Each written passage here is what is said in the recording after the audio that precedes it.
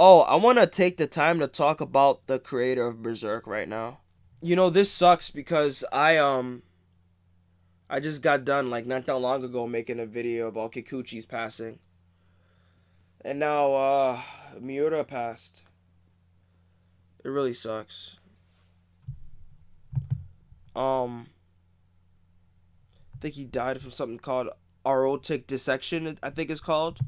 Yeah, he died from a condition called aortic I don't know if I'm saying it right, but I know what it is. So basically there's internal damage. There was internal damage, I think, in his chest and throat, and something tore where it was cutting off blood circulation to his heart, and yeah, that's not good.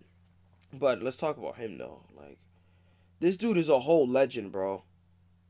Like, Berserk, Berserk is something else. Berserk is something else. This dude started like in 1991, and he's just been going on since. What a fucking legend! Like, and want to know what I like about this whole thing? I mean, there's nothing to like about it, but no one is saying, no one's joking around saying Berserk's never gonna end. Oh, he knew Berserk wasn't gonna end.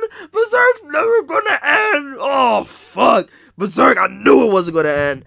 Yeah. One, we don't know if it's gonna end or not because we don't know if he has like an ending written already. But that doesn't even matter because a human being has just died. You know what I mean? Like, he's gone. And he wasn't just any human being. He's a human that impacted the world. He left his mark on the world. He impacted people and he inspired people. You know what I mean? That's what artists do. So, he left his mark on the world. He created Berserk. And let me tell you why it's not all about why he how he did it. People that watch anime, we all watch anime for different reasons. We all watch it for entertainment, but sometimes at different times we feel differently about certain things. Like, sometimes when we absorb entertainment, we do it as a form of escapism. You're trying to get away from your cruel reality or whatever situation you're in because yeah, life could be tough sometimes. And that's pretty much where anime comes in a lot of people's lives. Cause what it does, like I said, it's a form of escapism. And I'm sure people use Berserk as an escapism. I'm not gonna say I watch anime as an escapism, as a form of escapism, but I'd be lying if I said I wasn't separated from reality while watching some of these shows sometimes. I wasn't like inside their world, like so deep into it that, you know what I mean? And just being able to do that for someone is nice. It gives them time to not stress over anything and to just finally just relax and absorb some good content, your content that you created. You created a world that seems alive, and you're allowing your viewers to enter your world, your mind. This is something that he created and he's sharing it with us. And I gotta thank him for that, man. I remember the first time I saw Berserk, bro. I was just looking up Fist of the North Star stuff. And then I saw I didn't know what it was. It was from the movies. It was a scene from one of the animated movies. From the last one, I believe. But it was the eclipse scene. You know the scene I'm talking about, the scene from the eclipse. And I'm like, wow, what the fuck is this? What the fuck am I looking at here? But eventually I got into it. You know what I mean? I think it's when I saw his death battle, Guts' death battle against Nightmare, that I started to really take an interest in Berserk because they went through this character's backstory and I'm like, holy shit. This dude is a savage. Guts is a savage. Like, his birth is metal as fuck. Like, the moment he was born, like, bro, like, this whole character is just, wow. Like, he's such a cool character. So after I've seen his death battle, I watch Berserk. Like, I bought the game, watched the show, and I gotta say, that 97 anime, fucking masterpiece, bro. Berserk 97, can't go wrong. Let's go. Wouldn't have it any other way. Have an Traditional anime? animation. Fucking masterpiece, bro. Yeah. Berserk in 96. Let me tell you about Guts is, and like the fact that Kentaro Miura, he was inspired by other legends when he made Berserk. You know what I mean? Like he was a fan of Violence Jack. Violence Jack. Let me tell you what Violence Jack is. So there's this mangaka named Golden Guy. You know who he is. He created Devilman. He also created Violence Jack. Violence Jack is one of the most horrific, disgusting animes I've ever fucking seen in my entire life. And you want to know the worst part? It's not even a hentai, and it's worse than some of those fucking hentais out there. It's really bad. It takes place in a post-apocalyptic timeline, but Fist of the North Star, they pulled it off better. And while Kentaro was a form of while Kentaro was a fan of Violence Jack, he said he found real inspiration from Fist of the North Star. And you see it because Guts, he's like a manly anime character, sort of like Kenshiro was. He's a good guy and he's a hero, but he kills people in the most brutalist way. You know what I mean? Like, you're not gonna see Goku going around and just knocking people's heads off. Guts and Kenshiro are gonna be doing that sort of thing. You know, they're gonna be painting the streets in blood. That's what they do. They're heroes, but they're violent heroes. That's what I'm gonna call them. I'm gonna call them violent heroes. They're violent heroes. Very violent heroes. Jesus Christ. Both characters went through a lot of pain too. And yeah, man. Not only did Kentaro take inspiration from previous legends, but he inspired some today. Some of these people today that's making shit today, some of the shit you guys like wouldn't even be here if it wasn't for him. You know what I mean? Like fucking here's one example. I don't think Goblin Slayer would exist if Berserk wasn't here. You know what I mean? The whole dark fantasy thing, I don't know if anyone did it before Berserk, but I know Berserk is when someone says dark fantasy, Berserk is the thing that I'm going to think of. You know what I mean? Berserk is the first thing that comes into my mind. And Goblin Slayer, I can only compare it to Berserk. You know what I mean? And no, it didn't do it like Berserk did. It was good, but it didn't do it like Berserk did. Berserk was something completely different. It was a different animal altogether. Shit. What else is there to say, man? There's a lot to say, actually. Let's talk about fucking Dark Souls. Yeah, I didn't know. There's a lot of one thing I noticed that when celebrities tend to die, there tends to be people that acts like they knew the celebrity and they were always fans and they act like they're mourning them, when in fact they don't know shit about them. And the same happens here. You know, people are mourning Kentaro that never even watched Berserk. But you know what? In this case, I say let them mourn, because think about it. Even though they never read Berserk, there's a lot of people that don't know what Berserk is, but they play Dark Souls on their PlayStation 4 or whatever. The creator of Dark Souls said themselves, he said himself that he's a fan of Berserk. I never played Dark Souls, but I'm looking at some of the fucking designs, and yeah, it's Berserk. It's the armor, it's fucking Berserk. It's definitely Berserk.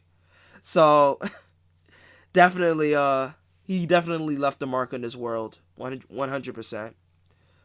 And another thing that was crazy about him was his art. I didn't read the manga, but I did see some panels. This man literally said, I'm gonna go Picasso and put a masterpiece on every manga panel. Holy fucking shit. No wonder he had so many hiatuses. This dude was fucking... was this shit weekly? Cause God, how do you draw like that? How do you draw like that weekly? No wonder he earned every hiatus. I don't care what anyone says. He earned every hiatus that he received. Actually, when a mangaka is on hiatus, it's always for a good reason. Because being a mangaka isn't an easy job. So many people are suffering just from sitting down all day and not drawing. They're not doing anything. You know what I mean? They're not getting enough blood circulation going through their body. They're not standing. They're sitting most of the time. And they're damaging their body long term. And it really takes its toll. Look at Yoshihiro Togashi right now. Look how many hiatuses Hunter x Hunter's been going through. So this dude, not only was he drawn godlike, but I'd even go as far as to say that he most probably, I'm not sure, he probably was going through health issues. Probably, who knows? And for him to just release that type of quality is just insane. And I really gotta admire him for that one. You know what I mean? Now I want to talk about the way I've absorbed Berserk before concluding this soon, or digging deeper into Berserk, if that makes sense. When I started watching Berserk, it was a 97 version, and I loved the art of it. You know what I mean? It was drawn in 2D. It was traditional animation. And they later released movies. The movies pretty much covered the 97 anime, but turns out the 97 anime took shit out from the manga, and the movies added that in.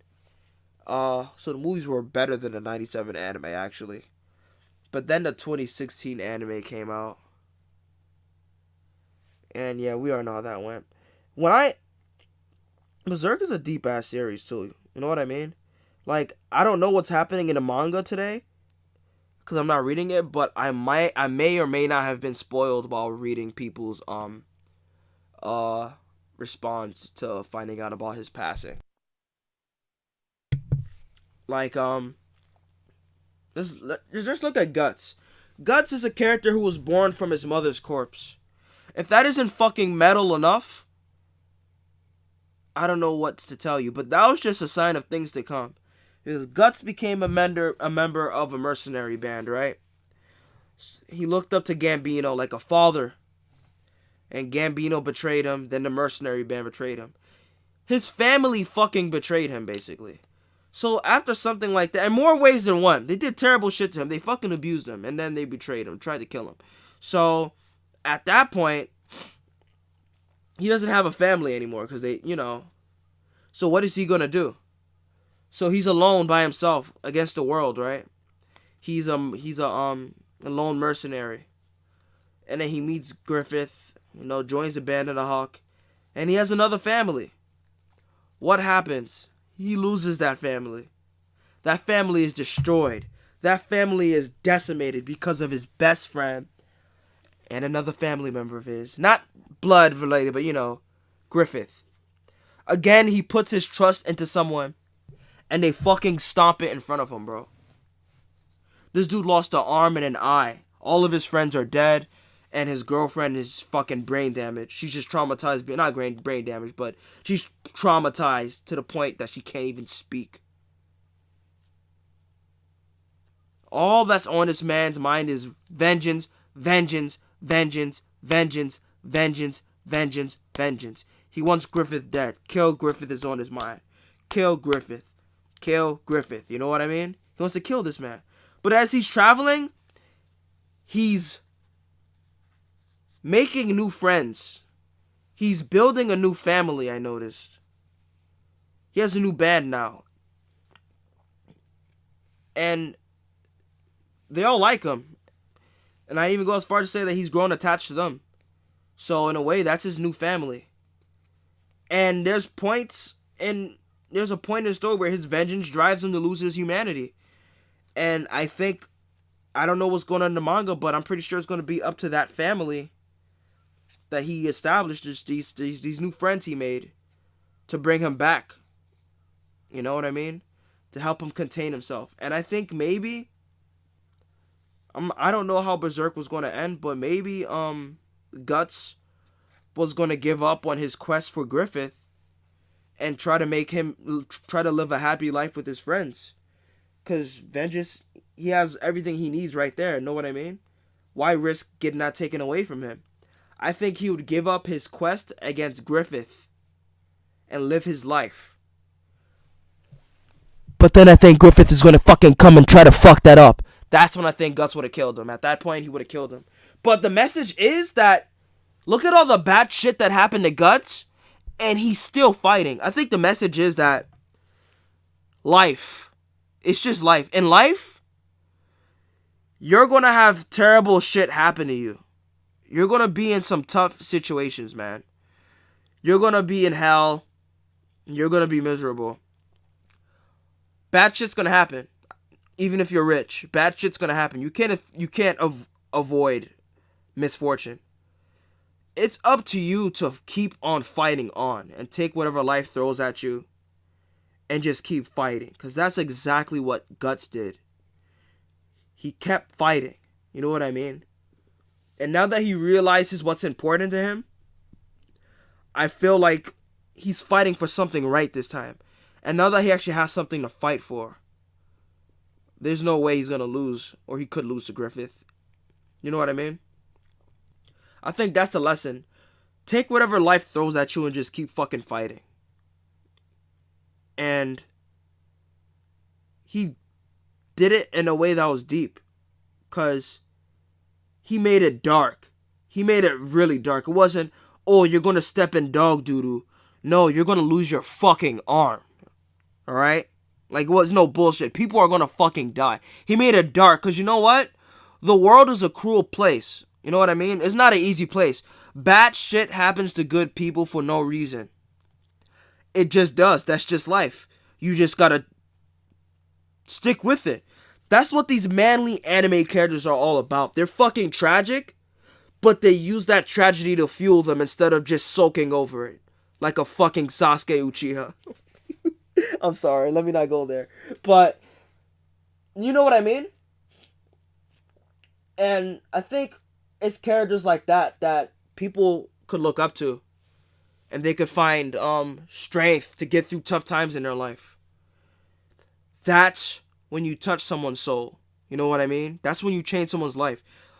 All this dude is doing is sitting down and drawing pictures. And he's saving people potentially.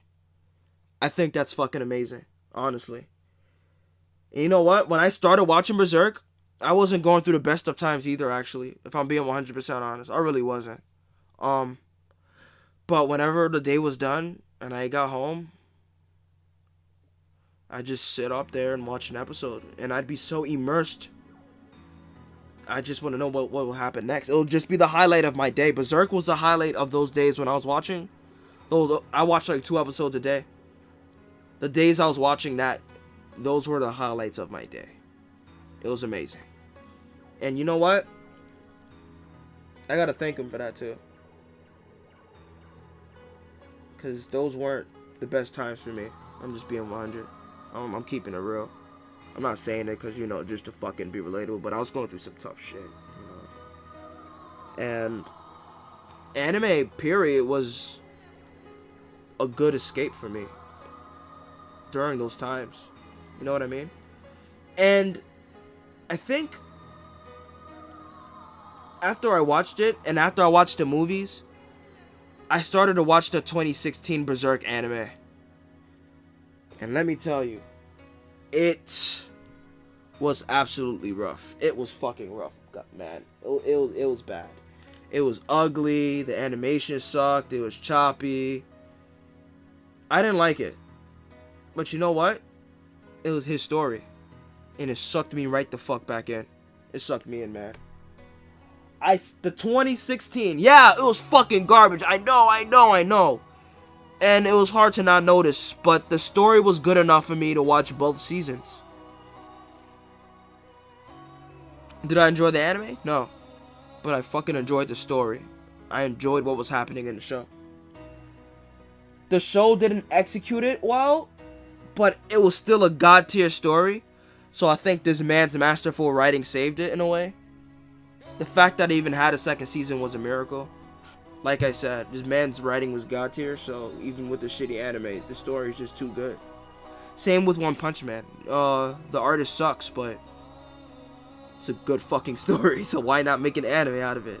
Let some professionals take it out of his hands, you know, and make something out of it. Not out of his hands, it's still in his hands. That'd be fucked up if they just took all the rights to One Punch Man. But, yeah. So this man, in a way, he did impact my life. He helped me through tough times when I needed help. I needed an escape. And I gotta thank him for that. He's a legend for that. he's not just a legend. He's an artist. We lost a real artist, man. This is a legend that we lost today. Not today. I mean, apparently he passed on May 6th, so we just found out May 20th. Probably, most likely, so his family could grieve in privacy, which I understand. Makes sense to me. You know what I mean? So all I gotta say is thank you, Kentaro Miura, for your hard work and everything you've done to benefit the world. And rest in power.